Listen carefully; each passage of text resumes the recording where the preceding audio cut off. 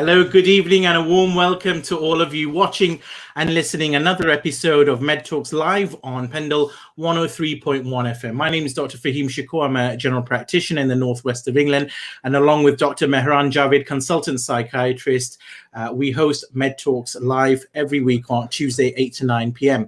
I'm really pleased that we are talking about dermatology tonight. It's a topic that's really close to my heart, and I'm sure many of you listening and watching tonight.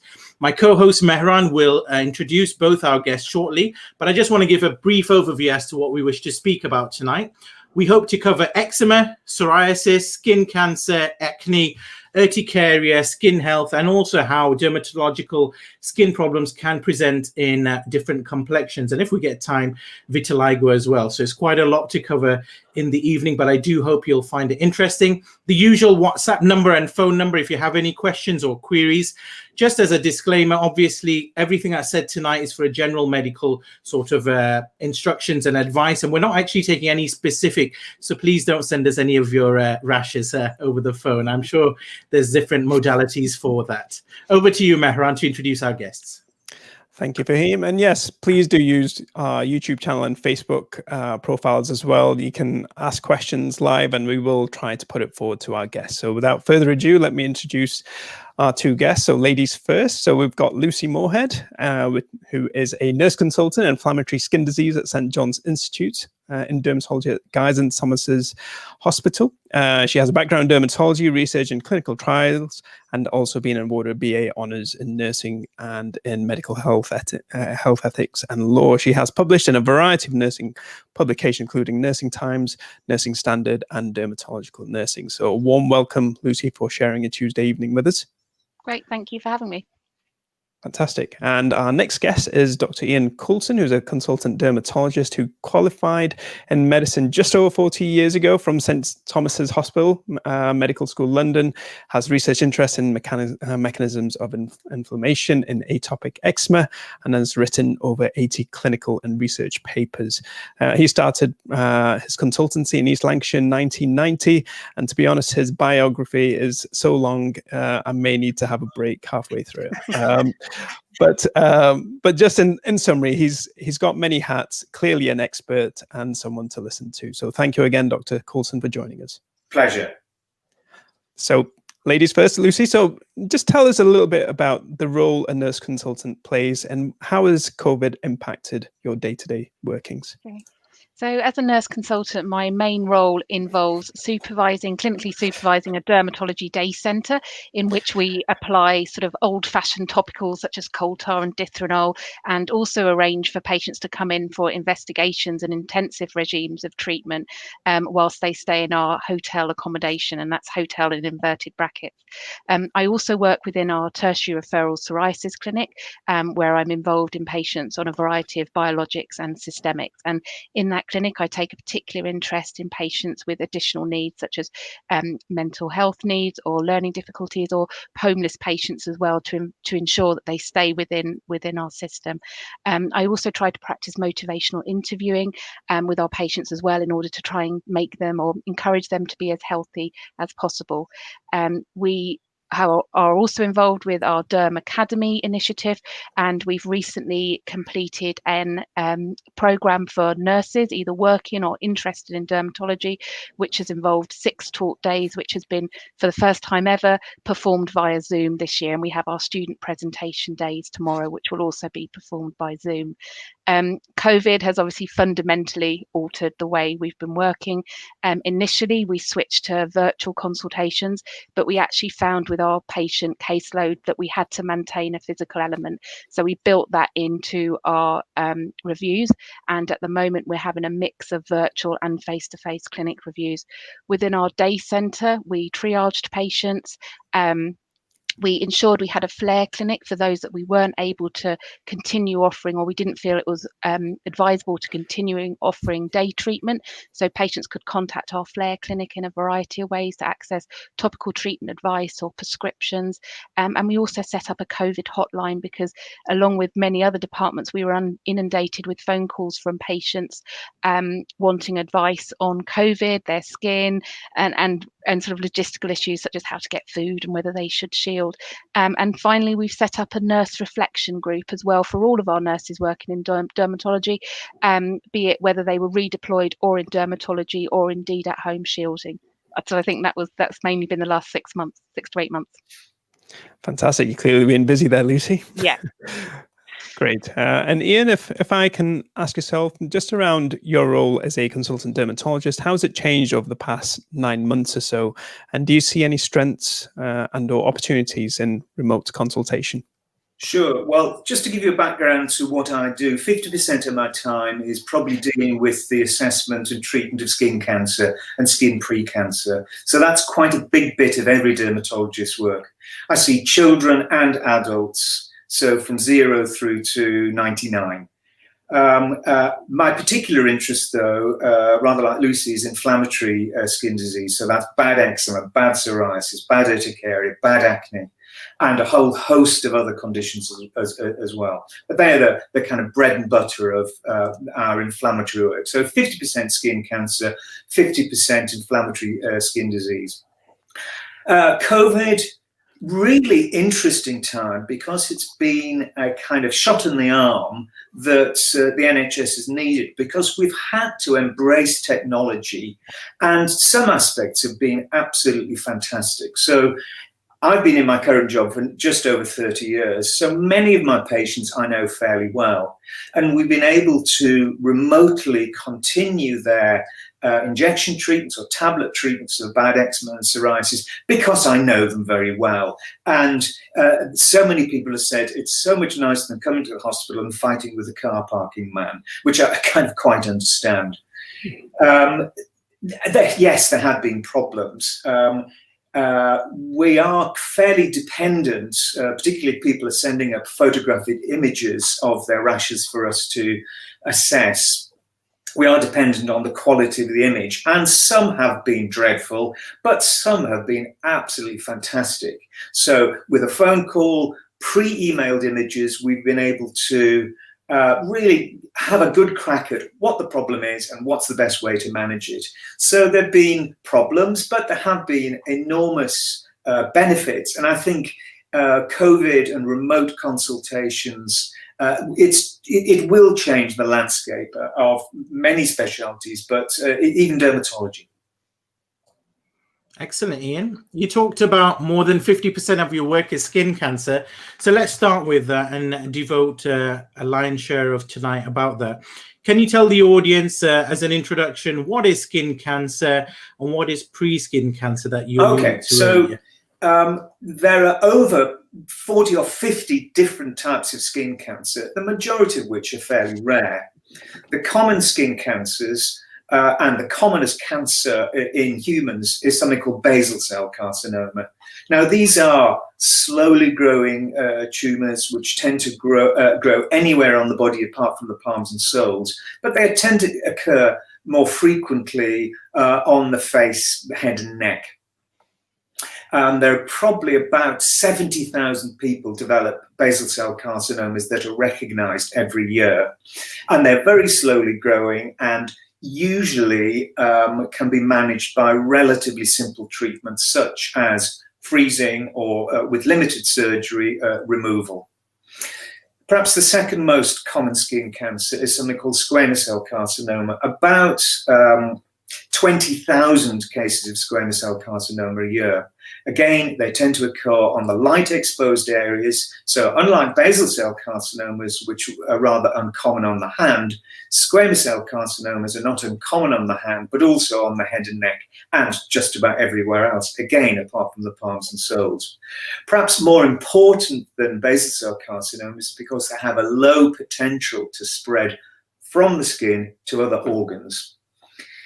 I guess the most important, relatively common serious skin cancer is called malignant melanoma. Now, in the UK, there are about 16,000 cases a year. Important because there are about 2,500 deaths from malignant melanoma, which to a degree, some of which may be preventable. And the problem with malignant melanoma is even a relatively small, inconspicuous melanoma does have the potential to spread not only to the lymph glands, but also to other parts of the body as well. So, excuse me a second. So malignant melanoma is really one of the most important of the skin cancers that we see. Now, just talking about precancers of the skin, there are certain skin tumours which, although actually benign, do have the potential to progress on to change into skin cancers. And they are things called, something called Bowen's disease and something called actinic keratoses. Actinic keratoses are very common. 1 in 5 women and 1 in 3 men at the age of 70 in Liverpool, where the study was done, so it's close to us in the northwest, have at least one. So they're very common. And they do have a small chance of turning into squamous cell carcinomas, probably only about 1 in 1,000. But they are a cosmetic nuisance, they're an inconvenience with a small chance of turning into squamous cell carcinoma. Lastly, Bowen's disease. This is a slowly growing, usually small red patch. It may be single, it may be multiple, tend to occur most commonly on the lower legs, but slightly more common in women. Again, they, to a degree, are related to sunshine exposure, and 1 in 50 lesions of Bowen's disease can progress into an invasive squamous cell carcinoma. So really, that's the common types of skin cancers, the not so serious and the serious, and the precancers that can turn into those. Okay, Ian, and to move the discussion forwards, obviously prevention usually is better than cure. And I know that there used to be a saying when I was a medical student, you never know a dermatologist who's ever done any sunbathing. So obviously there must be some truth to that, obviously, to try and avoid maybe sunbathing incorrectly or sunbed use. Can you give us other preventive things that the public should know about in terms of trying to prevent skin cancer? Well, the relationship between sunshine exposure and skin cancers is quite complex. So with squamous cell carcinoma, it is cumulative exposure over your lifetime that seems to be important. So the more sunshine you have, the greater your chance of developing a squamous cell carcinoma. So, of course, they're much more common in people whose occupations tends to be outdoors, because that's where we'll get most of our cumulative sunshine exposure from. So squamous cell carcinoma is very common on the scalp, particularly in men whose hair thins. The only function of hair is to protect the top of our heads from the sunshine. Occur on the face and on the back of the hands, where you get cumulative exposure of sunshine over the years. So it's not sunshine that happened last year, it's sunshine that started from your first summer in life, and it's been added to every year ever since. Basal cell carcinoma is probably similar. There are slight differences. Malignant melanoma, however, it may be sudden bout exposure, which is more important. So malignant melanoma tends to occur more commonly in people who have perhaps 2 or 3 sunny holidays a year. So they might have an indoor job and then wham, they have a week's intense exposure 3 times a year. So it used to, many years ago, be called, the yuppie skin cancer, because people who are affluent enough to have 2 or 3 sunny holidays a year were more likely to get melanoma.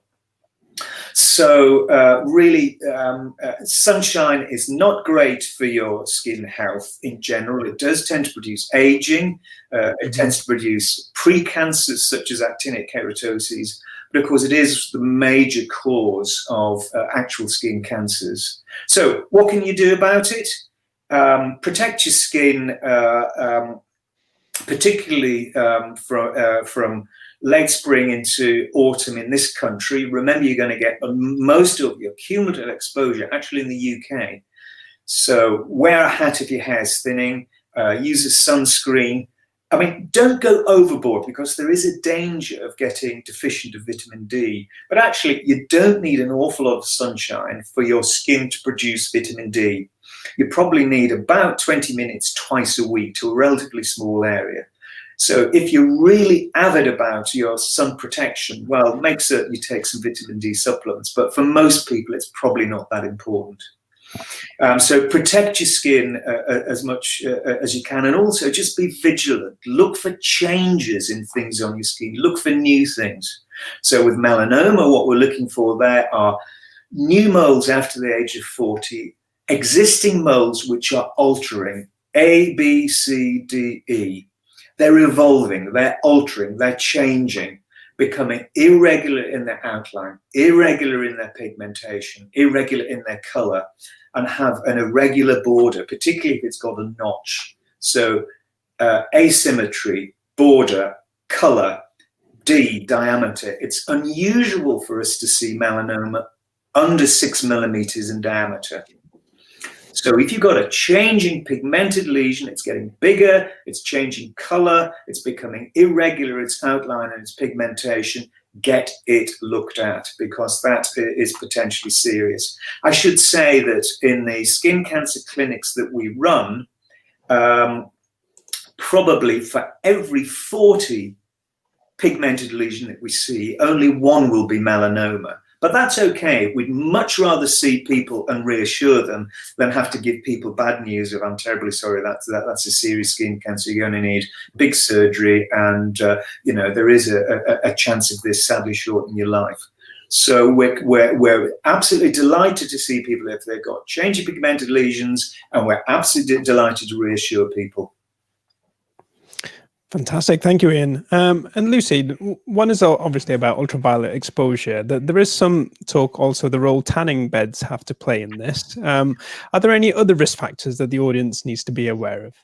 Yeah, no, I think it is just, you know, absolutely, as a dermatology nurse, we don't recommend tanning beds. One of the questions that I've been asked during the COVID pandemic is for patients who've been unable to access light treatment in their hospitals, should they hire a bed? And again, that would be something that we wouldn't ever really recommend, because you can never guarantee the quality of the product or the dose of light that you're getting.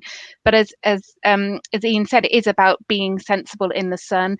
And in terms of applying sun cream, I do sort of, you know, if I am discussing that with a patient, then I do just run through the kind of, you know, ideals, such as, you know, trying to apply it 30 minutes before you go out into the sun, making sure that you're using a good quality product. And if I'm allowed to, I always plug Altruist sun cream, which has been developed by Dr. Burnley, who's a dermatologist in Canterbury, and it's available on Amazon. But it's actually, you know, it's very reasonably priced. It's very easy to apply. It doesn't have any, it minimizes the kind of products that may potentially be sensitive to some people as well. So that's tolerated very well by a lot of my patients. And then for younger children, you know, there are clothing and UV protective clothing, which is much more widely available now. So I think it's just, you know, you don't want to sort of scare people from not going out in the sun at all, but it's just about being sensible in the sun. The other thing that we've come into contact, I work with the British Dermatological Nursing Group. I'm one of their trustees, but one of the programs we've been involved in is the MEDtalkx program, which is developed by a charity called Skin, SKCIN, and they've developed an accreditation program to train up health beauty professionals, so hairdressers, beauticians, etc., not obviously to diagnose or skin cancers, etc., but just to be able to signpost clients as to when they may possibly need to see a GP. And I think that's a brilliant initiative, because actually there are a lot of patients who maybe may not be able to see all their body, may not have somebody able to check their back, and that's an easy way to kind of, again, just help people access medical treatment earlier. Yeah, fantastic. And thank you, Fahim, for putting the scroller at the bottom of the screen there. It's just a quick link for the audience who are joining us on Facebook and YouTube, just to learn and read up a bit more about non-melanoma related skin cancer. So I guess, Lucy, the other thing is around, obviously you talked about the importance of nurse training and raising awareness just in the footprint of people who will have contact with individuals. But if we look at it from a patient perspective, what do they need to know? How often should they carry out surveillance? Ian's mentioned some aspects of change that are important, but what are the key areas that people need to be aware of? I think you know, it's knowing your own body, and if you are worried about something, then seeking advice and help. And as Ian said, with melanoma, there's criteria that's available on the NHS website, so the ABCDE criteria as well, so that if you are worried about a mole, then you can have a look at that criteria. But ideally, I think it's, you know, just knowing your own body and being aware of any changes. If I can just add in there, the commonest site for melanoma in men is on their back. And not many men have their back seen very often. So one thing that I was trying to do is to get a video when you fly back home from your holiday, because that's when the wife, who always sends the husband to the doctor, men don't go to the doctors, right? Their wives send them. But that's when the wife will have seen the back. So I think it's something I must try and get done, so that when you fly home, not when you're going out, when you fly home, there's a short video about how to recognize melanoma. Because I think the commonest place for melanoma in women is the lower leg, and women don't see the back of their lower legs very often. So it is, remember, do get somebody to check your back and check the back of your legs for you, the bits that you can't see.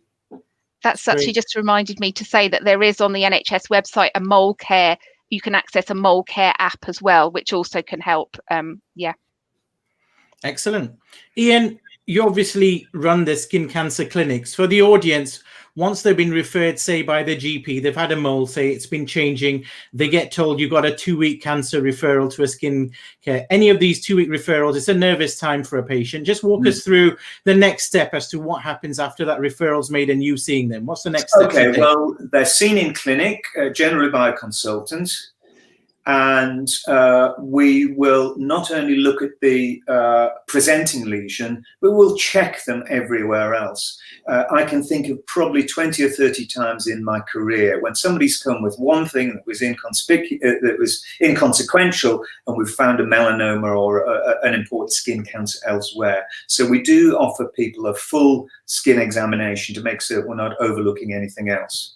But let's say they've got a suspicious pigmented lesion. We will have to remove that under local anaesthetic. It's a short operation. Almost all of our surgery is done under local anaesthetic. It'll take about 10 minutes. They'll have a couple of stitches put in, and then clearly that's going to be checked under the microscope. And that's going to give us 2 bits of information. Number one, is it a benign mole or is it something more serious like a melanoma? And what it also will tell us, one bit of crucial information, and that is how thick the melanoma is. Thin melanoma means a better outlook. Thick melanoma, a much more guarded outlook. And generally, people, if they have a melanoma, will need a wider excision. And the reason for doing that is to give that individual the best chance of the melanoma not coming back in that local area and also not spreading elsewhere. Excuse me. So the first stage with melanoma is excision, biopsy, and then plan what needs doing next according to what the histology shows, according to how thick it is. And that may be excision and then stitched up, or it might require excision followed by something like a skin graft, dependent on where the melanoma is, how thick it is, and how much skin needs to be removed to prevent it coming back. So the wider excisions may be done in our own department, or we may refer them to plastic surgery. And that is essentially the journey. Histology usually will be back in about 8 or 9 days. So we get results quite quickly. We offer to see people either face-to-face, or we can ring them with the result and see them face-to-face as well, according to their wishes. And the wider excision, the speed at which that is done is not so crucial. The important thing is to remove a melanoma. If you think it's a melanoma, do the initial excision as soon as possible. And then the wider excision, there's not such an urgent rush required. Okay. And Ian, you said you do see children as well. I don't want to forget them in this segment of the show. Can you tell us a little bit about maybe skin cancers that you've seen in children, and also after the diagnosis and the resection, really? Obviously, the questions come in there just on time. Is malignant melanoma possible in children, say, under 14 and so on? So a little bit about children and also prognosis after resection in terms of life expectancy. So malignant melanoma in childhood is exquisitely uncommon. It's pretty unusual for us to see. I can't think of a single child in my 31 years, so that is somebody under the age of 16 who's had a melanoma, and one of my colleagues has had one child under 16 with a melanoma. The only group of people who are much more susceptible to melanoma when they're young are people with some exceedingly rare genetic conditions. So there's a condition called xeroderma pigmentosum. So they will get premature childhood skin cancers. And if a child is unfortunate to be born with a massive mole, so there's sometimes nevi which cover a whole leg or a trunk, they are at risk of melanoma much more than normal. So skin cancer in childhood is exquisitely uncommon. It's increasingly common as we get older. So the older we are, the more likely we to get all of the skin cancers. Though melanoma, unfortunately, is not an uncommon cause of, as it were, a natural rather than a traumatic death in people in their 20s, 30s, and 40s. But melanoma does get more, and all the other skin cancers do get more common as we get older. Fantastic. We're coming up to halfway, and I know there's lots of people watching and interacting. Please do like and subscribe to our channel. Also, I'm just going to take this opportunity that on the 16th of December, which is a Wednesday, we do have a webinar covering the COVID vaccine. So it is going to be also broadcasted on the radio. So do please tune in for that. I guess we're going to move on tact. We have discussed quite extensively about skin cancer, and very important to do so. But I'm going to focus on to you, Lucy, about psoriasis. What is psoriasis, and what seems to be the biggest trigger for seeking healthcare advice? Yeah. So psoriasis is a chronic skin condition that normally presents with red, sort of flaky, crusted, raised patches. We call them plaques of skin. Common sites for plaques are often elbows, head, buttocks and knees, so flexures, outside surfaces. It affects around 2% of people in the UK, males and females equally, and it normally presents around 35 years, although you can present with psoriasis as a child. Other people will present later, and it's sort of multifactorial. So a lot of people will have a family member, so there's a genetic component to psoriasis, but not one gene has been isolated. So, and people will often remember their first episode of psoriasis coinciding with a traumatic event, such as a bereavement, exams, or a car crash as well. The majority of patients can manage psoriasis with a regime of topical treatments, so moisturizers, emollients, and then topical steroids or topical vitamin D treatments. And then some patients with more severe disease may require standard systemics, such as common immunosuppressants, such as methotrexate and cyclosporine.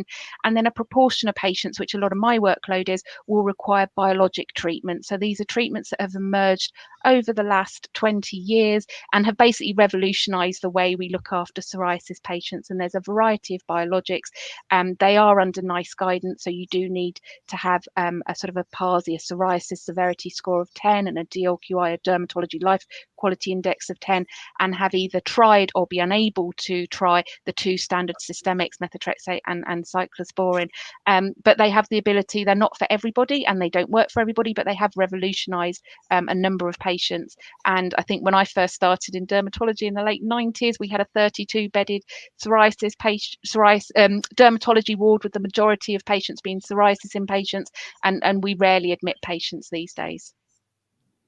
Fantastic. And when is it that you should be seeking advice from your doctor or secondary care? And I guess the other thing is it curable? So it's not curable, it's chronic, but it can be managed with treatments. I'd say that people need to confirm the diagnosis, because there are other skin conditions that can present as psoriasis. So you would first want to confirm that your skin condition is psoriasis. And then if it doesn't really respond to a good topical regime, and that's moisturizers and topical steroids, or topical steroids and a vitamin D product, within 4 weeks, and then you should really be seeking referral on to secondary care. And I think a lot of the patients that we see in our general clinic have, for a variety of reasons, maybe had difficulty sometimes in being referred on to secondary care.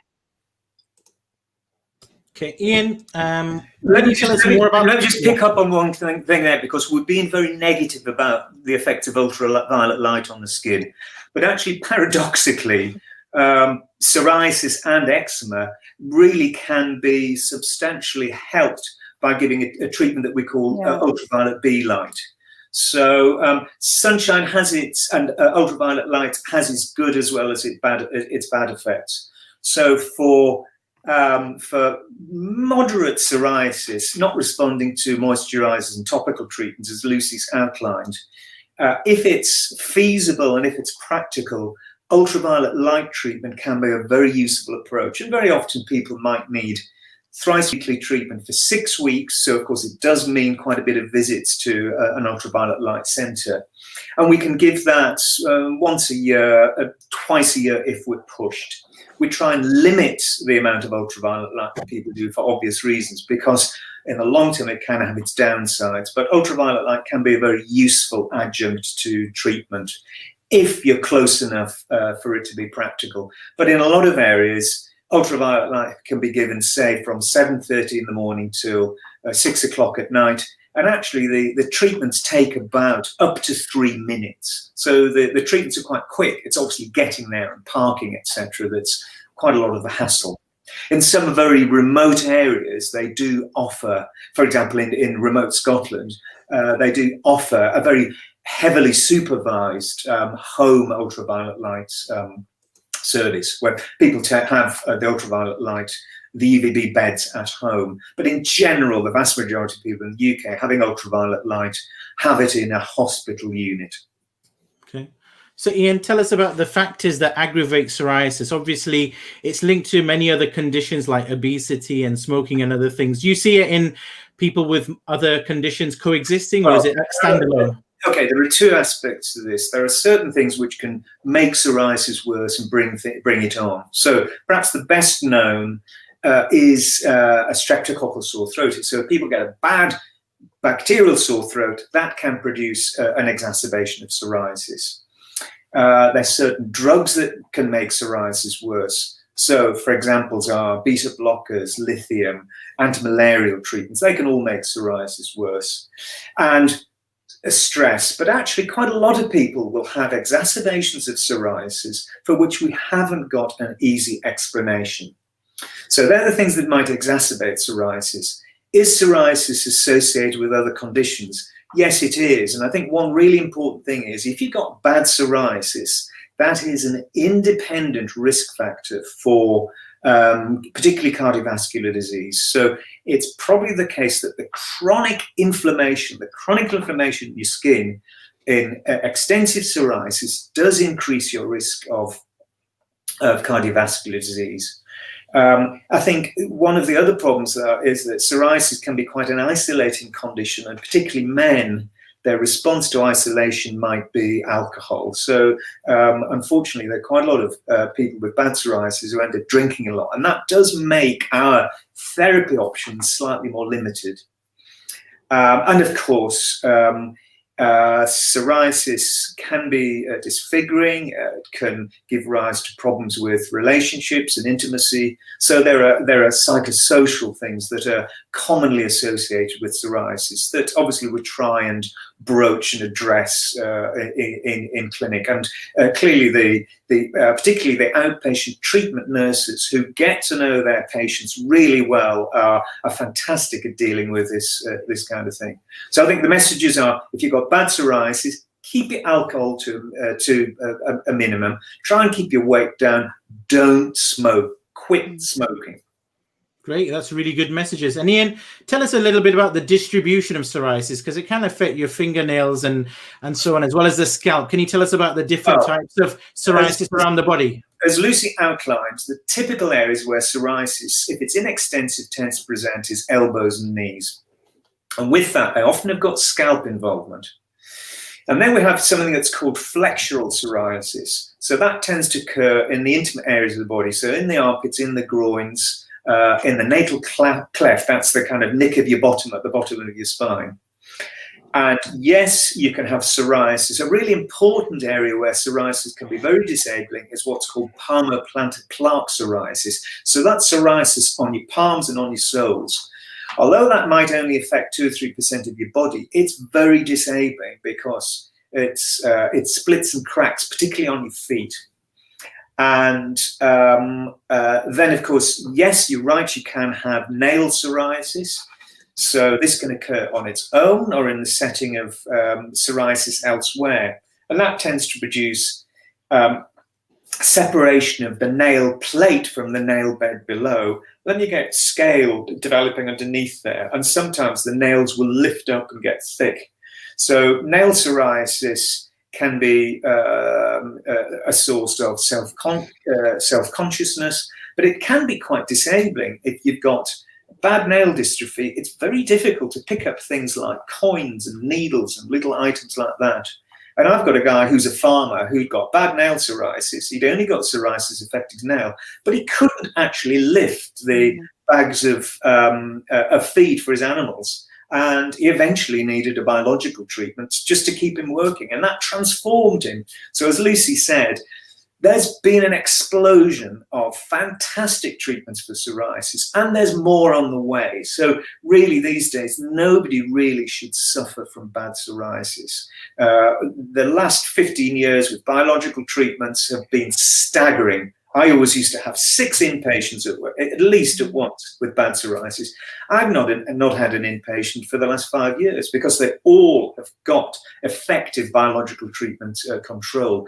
And there are new things around the corner as well. So there's more new drugs coming along. It's just been fantastic. I was also going to say as well that there is, when we're talking about nail disease, always to be aware that there is an arthritis that's associated with psoriasis as well. So if patients have nail changes, that can be a prognostic indicator that they may develop arthritis. And again, if they present with psoriasis and sore or swollen joints, just to bear that in mind as well. Absolutely. Thank you, Lucy. And it's obviously a relationship with type 2 diabetes, high cholesterol, cardiovascular problems. It's clearly a complex condition that needs attention. We've talked quite a bit about psoriasis with time in mind. Let's move on to eczema. So, Lucy, can you tell us a little bit about what eczema is? And is this something that only really presents in childhood? So eczema is probably the most common dermatology condition, and probably everyone knows somebody with eczema. It normally presents with very sort of itchy, inflamed patches of skin. It does commonly present in babies and young infants, and that's what we refer to as atopic dermatitis. And there is often an assumption that people will grow out of eczema, but actually for a proportion of patients, this will continue into teens and into adulthood as well. There are other types of eczema as well. So there is sort of contact dermatitis. So that's an eczema that's caused by coming into contact with an irritant. And there's also dyshidrotic dermatitis as well, which again is similar to palmoplantar psoriasis, but it's eczema that affects the hands and feet. And you can get varicose eczema as well. So eczema that's driven by varicose veins on the legs as well. Treatment normally, again, for the majority of patients, it can be sort of well managed by topical, so a good regime of moisturizing and then topical steroids. And there's another group of medicines as well called calcineurin inhibitors, which are useful as steroid sparing agents. Something else that we're quite passionate about in our department is the role of Milton baths, as a way, as we know that there's sort of that reduces antimicrobial activity on the skin and can often improve patients' skin overall. For patients who don't respond to topicals, again, there's light treatment, as Ian's alluded to, and then systemic, such as we typically use methotrexate, cyclosporin, and azathioprine for some of our patients. And again, we've just had the first biologic, so Dupixent, licensed for eczema a couple of years ago. Again, it sort of revolutionized patients within our clinic, and there are more drugs in the pathway for eczema as well, both biologics and small molecules. Fantastic. And some of the questions that have been coming through our studio is around the importance of genetics. Does it tend to run in families? And are there any triggers? Because perhaps certain types of foods or certain exposures to things in the air can trigger an eczema reaction. there's definitely a genetic component for atopic dermatitis. So there's this kind of triad of diseases. So again, if you have a family member with asthma or eczema or allergic rhinitis as well, then it's generally described as an atopy gene, and you're more likely to develop one of those conditions. I deal predominantly with adults. We do have an allergist in our severe eczema clinic, but generally speaking, we would say that diets, when you're an adult, you generally know whether or not food is a major player. And for the majority of our patients, we don't find that food, obviously being healthy, eating a healthy diet, being a healthy weight is advisable, but particular diets per se, we don't generally recommend. Okay, and Ian, can you tell the audience more about moisturizers and their role as part of eczema, perhaps how they should use it and how often, how much to ask their GP for, these sort of things? Yeah, so really one of the mainstays of managing atopic eczema, and most other eczemas for that case as well, is to use a moisturizer. There are at least 40 different prescribable moisturizers. You might find that the range that your GP will offer you is less than that, and that's usually for financial reasons. So basically, moisturizers I tend to think of as either a light product, a medium product, or a heavy product. So the lighter products are really good to use in place of soap. The last thing that anybody with eczema wants to be using is a soap or a shower gel or a detergent to clean their skin, because the function of those products is to degrease the skin. And the problem is, the more you degrease the skin, the drier your skin gets and the more itchy it gets. So use a light moisturizing cream instead of soap.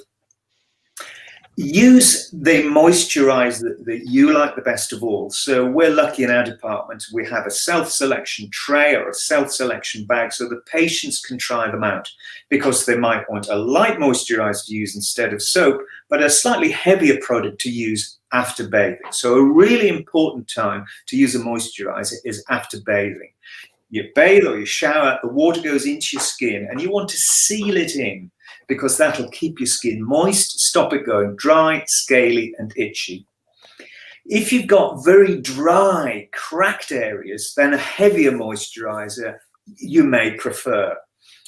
So I think the thing is, if you've got bad eczema, try and look at a different range of moisturizers. You may find that one product will do everything for you, or you might want 3 separate ones, one to wash, one to use generally, and one to use on your hands and feet. So I think the real message is no soap, no detergents, moisturize in place of soap. Use your moisturizer 2 or 3 times a day whenever you're getting dry, but particularly after bathing, because that's when you can seal the water into the skin. There are some active moisturizers, so they have small molecules within which go into the skin and hold water in, keep the water there. They're called humectants. They contain either urea or lactic acid. And to be honest, I don't think they're really any better than anything else. But it's like all these things. I think the really important thing is to try things out. Use something that you like, you tolerate, because you'll use then the right amount. And if you're an adult with bad eczema, you're going to be getting through 0.5 kilogram of an emollient every week. So you need to make certain you're getting plenty. So when you wash or bathe, you want to put on your hand a blob the size of a golf ball, rub it all over your skin, rinse it off. You want to be putting a golf ball size on your hand and rubbing all afterwards when you get out to put moisturizer over your skin to keep that moisture locked in. And as I say, the most expensive moisturizer is the one you don't like and you don't use. So try them out and see if you can negotiate that moisturizer from your GP in adequate amounts. There are quite a lot of Me Too products which are very similar and cheaper. So yes, if a cheaper product does the job, great. But if it doesn't and you don't like it, it's a false economy. You won't use it. So you want a large amounts of the one you like. There's a pretty good video on the BAD website that has been done by the St John's group, and it goes over really the correct use of moisturizers. So you go to bad.org.uk, look on patient information videos, and there's one, I think it's called either moisturizers or emollients. That's good practical advice of how to use your moisturizers. Excellent. For the audience, BAD is the British Association of Dermatology, BAD, so do look that up. Ian, as well as moisturizers, steroid creams are often used, and maybe in extreme cases, steroid tablets. Can you tell the audience when you would consider a steroid cream, how it's used in relation to an emollient, and how they work? Okay. At all times, you should use your emollient. The way that we use topical steroids has changed over the last decade or so. So steroids come in various strengths. So we try and use a weaker steroid on the face and on the sensitive areas like the genitals. We're happy to use a more potent steroid in other areas, particularly the scalp, the palms, and the soles. And in general, we would use a topical steroid. There's little evidence that twice daily treatment helps. Most steroids probably work as well once a day as they are twice a day. So we generally suggest once daily topical steroids. How much do you put on? The idea is to use what's called a fingertip unit. So a blob of ointment going from this skin crease to the tip of your finger coming out of the tube will do 2 palm sizes. So blob 1, 2, blob 1, 2. Generally, if you're having a flare-up, use your steroid on a daily basis. As it comes under control, you can use the same steroid, but reduce the frequency of application from daily to every other day to once or twice a week. It's sometimes called weekend therapy. And the reason that we don't just stop the steroids is that we know if you stop the steroids, it'll flare up and you'll end up having to use it every day again. Whereas if you knock the treatment down to once or twice a week, it'll help prevent the flare-ups and you'll end up using less steroid that way. And the reason we're concerned about the use of steroids is they will have local effects, so it can cause spots, skin thinning, broken blood vessels, bruising. But of course, you can also absorb the steroid as well. So I think the big thrust of the last 12 years or so is daily steroid to get control, reduce the frequency of application, knock down to once or twice a week. A couple of other things that are useful, that is, ring the changes with your steroids, because you do kind of get used to one. So you'll use steroid A for a month, then it doesn't seem to work as well. Swap to a steroid of the same strength, but a different one, and you'll find that works well, but then it won't work after a month, and then go back to your first one and it works again. So that phenomenon, it's called tachyphylaxis. It's a kind of an immunity that develops, but swap the steroid, the other steroid will work well. In general, we try and avoid using systemic steroids, that's steroid tablets or injections, apart from short emergencies. We have much safer long-term treatments to suppress psoriasis that don't have eczema, that don't have the long-term side effects that steroids have. And Lucy alluded to those. So there's a drug called methotrexate, azathioprine, cyclosporin. They are agents that we are more comfortable using long-term because they don't have the more serious side effects of long-term steroids. Fantastic. Thank you, Ian. I'm going to use this opportunity to put forward some of the questions that have been coming through. So one is from Taslim Shakur, a relation of Fahim, who's certainly accruing his CPD points every Tuesday evening. Are there any negative impact to skincare with prolonged use of bath salts and bath oils? Can I ask Lucy for that? Well, firstly, I think bath oils are not advised to be prescribed at the moment. So they're often something that have to be purchased over the counter. So I don't think they're detrimental, but at the moment, the evidence shows that they are not that they are not made to make sort of a meaningful difference to skin. But I know, again, a lot of my patients will say actually they really like using a bath oil in the bath rather than, say, we would advise using a greasy moisturizer such as Hydromol, and you can kind of massage that into your hands and then put that into the bath to have the same effect. Bath salts is, again, something anecdotally that a lot of my patients will report, and sort of oat baths as well, but that's not something that I'm aware of that there's evidence to suggest that they're useful. But if people like them, again, it all comes down to having a topical regime that you're happy to use and feels helping your skin. Okay, I can put it forward to Taslim if he wants to respond to that in terms of what's actually worked, what hasn't. But But Ian, if I ask you a question, you were talking about receding. So bruises after receding, leaving marks on the skin. Is this something to be concerned about? And this is one of the questions from our studio audience. After receding from what? Just, I'm not quite so really clear about what you're mentioning there. I think it was referring to treatment with steroids.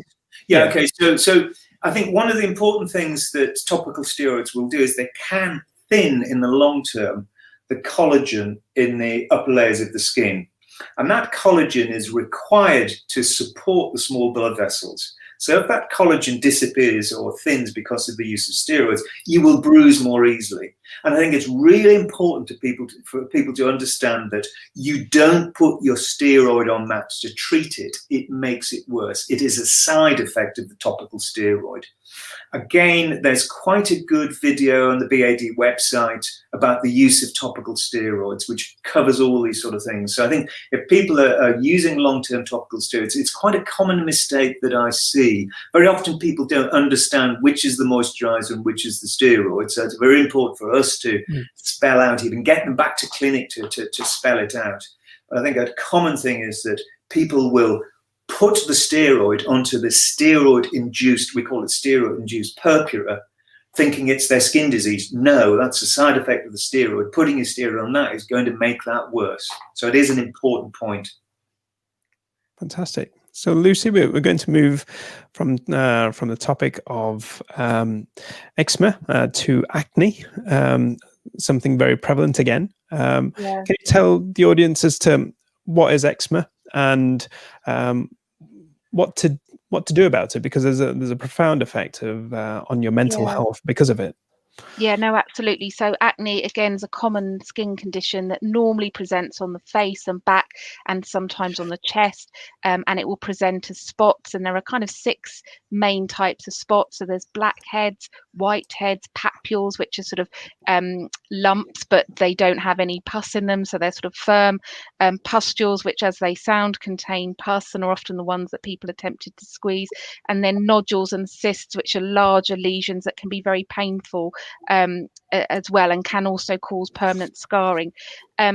There's often sort of good things that you can do at home in terms of making sure that you only wash twice a day and use a mild soap and cleanser and lukewarm water, and also to try not squeezing. But a common misconception is that acne is caused because people are dirty or they're not washing enough, and is actually not the case. Pharmacists are very good at advising patients for very mild acne, and there are lots of lotions and gels and creams that are available, but they often take a lot of they don't work overnight, and you often have to use them for a good couple of weeks, if not months, to see a noticeable difference.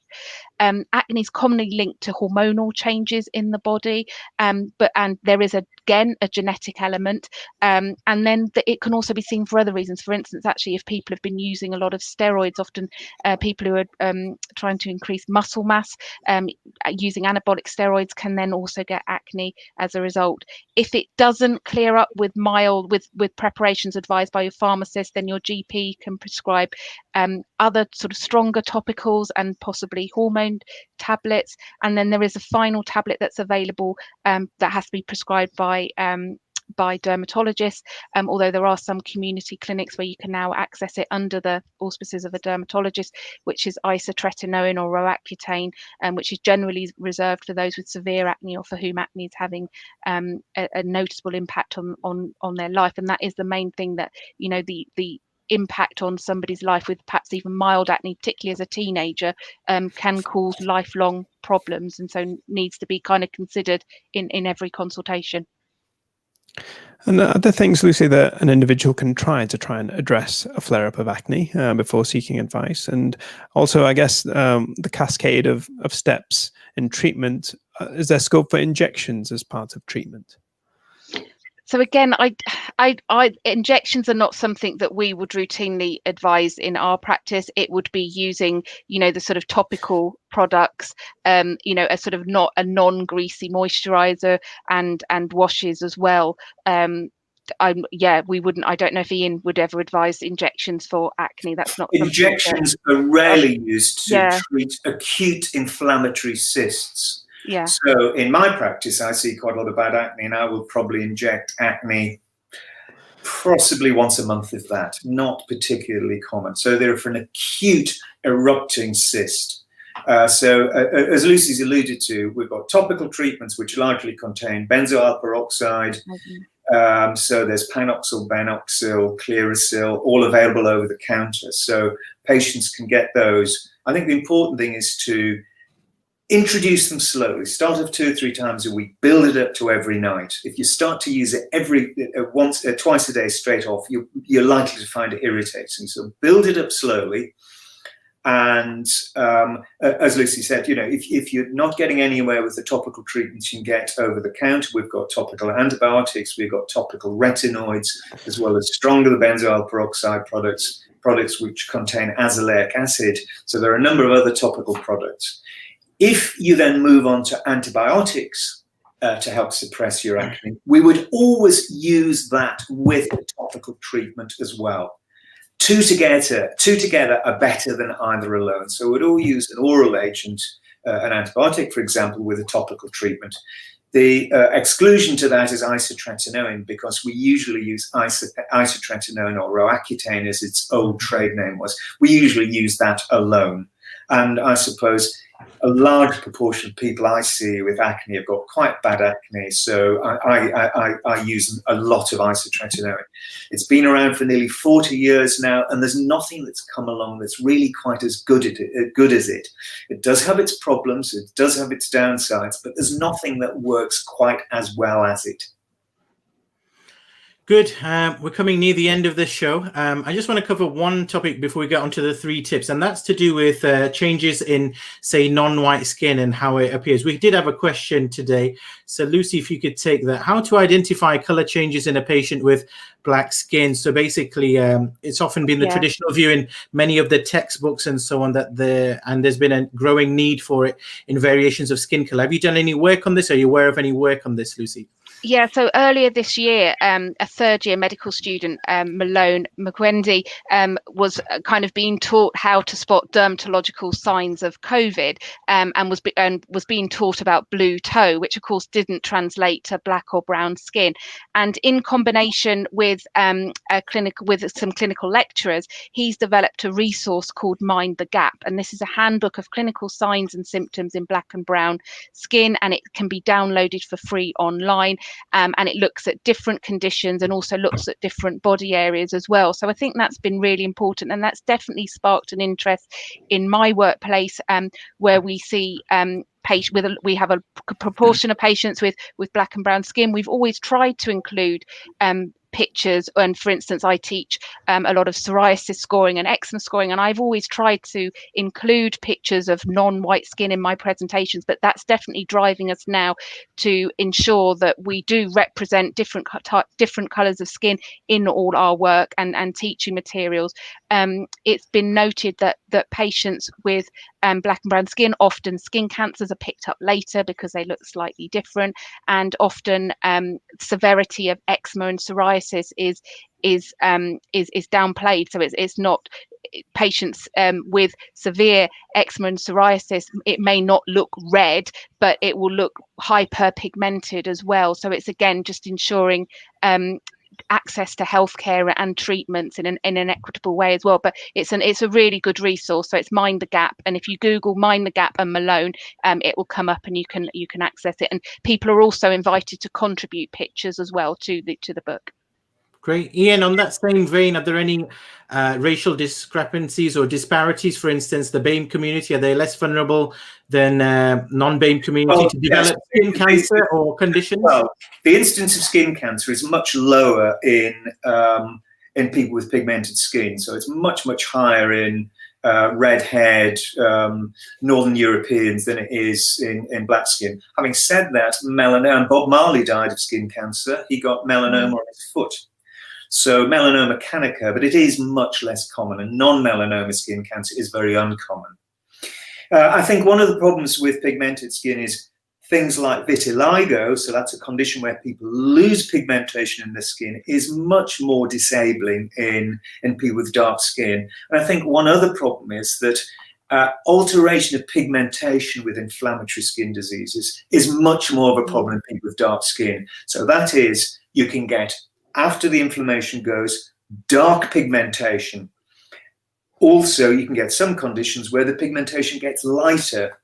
And I should say that this is quite often erroneously put down to their topical treatment. So a lot of people think that the pigmentation you get after eczema is due to their topical steroids. It is not. It is due to the eczema. Steroids will produce reduced pigmentation. So quite often those kind of things need to be clarified. Great. 30 seconds each. Top 3 tips. Start with you, Ian. Lucy, you've got some thinking time. Ian, fire away. Your top 3 tips for the audience. Have a look at your wife's back and her legs to make certain she hasn't got any changing pigmented lesions. If you're suspicious, take some photographs. Tip 2, have a look at your husband's back, particularly when you've been away on holiday. Tip 3, enjoy life, enjoy the sunshine, but don't sunburn. Excellent. Lucy, any top tips? I'd say just again, any dermatology patient, consider the mental health impact of their disease on their lives. I always ask my patients about their genitals. Quite often patients don't want to mention that. So that's always something I would explicitly ask. And I'm always surprised by how many people have not thought to mention it. And for any nurses interested in dermatology or working in dermatology, do check out the British Dermatological Nursing Group, which is our organisation to promote dermatology nursing in the UK. Fantastic. Mehran, do you want to say any closing thoughts? Yeah, no, just I want to thank you again, Lucy and Ian. It's been a fascinating discussion. We've gone through quite a lot of core topics in quite some detail. I just want to remind the audience again about Wednesday the 16th of December. So there is a link on there. So do register. We've got a virologist and a public health specialist from the USA talking about the COVID vaccine. So Fahim, what have we got in store for next week? Excellent. Yeah, so I put it on screen. We've got Sahil Patel and Neil Platt. We're talking all to do with gambling next week. Neil Platt is the clinical director of Beacon Counselling Trust in the northwest of England. And Sahil Patel is the BAME community connector in the field of gambling-related harm. So that should be a really fascinating evening on something that really does affect a lot of our society, not only in the northwest, but throughout the UK and beyond. So I do hope you'll enjoy us for an informative and educational evening. My big thanks to both Ian and also for Lucy for sharing your Tuesday night with us. I've learned a lot. I hope the audience as well. And I hope you've enjoyed the evening. Thank you again. Thank you. Bye. Thanks. Bye-bye. Bye. Good evening. Bye. Bye. Bye.